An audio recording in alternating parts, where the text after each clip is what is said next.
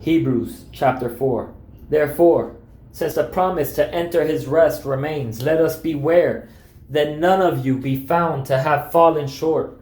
For we also have received the good news just as they did. But the message they heard did not benefit them, since they were not united with those who heard it in faith.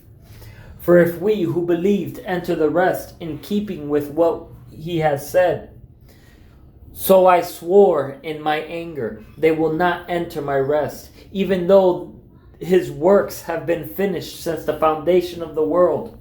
For somewhere he has spoken about the seventh day in this way. And on the seventh day, God rested from all his works. Again, in that passage he says, they will never enter my rest.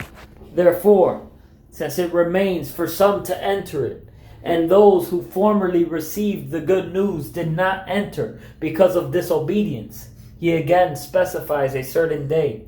Today, he specified, this speaking through David after such a long time. Today, if you hear his voice, do not harden your hearts. For if Joshua had given them rest, God would not have spoken later about another day. Therefore, a Sabbath rest remains for God's people.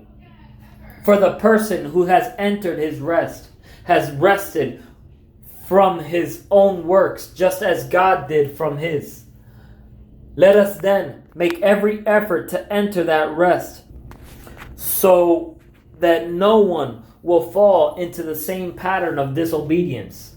For the word of God is living and effective and sharper than any double-edged sword, penetrating as far as the separation of soul and spirit, joints and marrow. It is able to judge the thoughts and intentions of the heart. No creature is hidden from him, but all things are naked and exposed to the eyes of him to whom we must give an account. Therefore, since we have a great high priest who has passed through the heavens, Jesus, the Son of God, let us hold fast to our confession.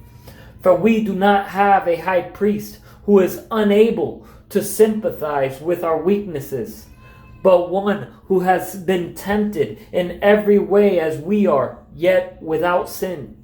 Therefore, let us approach the throne of grace with boldness, so that we may receive mercy and find grace to help us in time of need.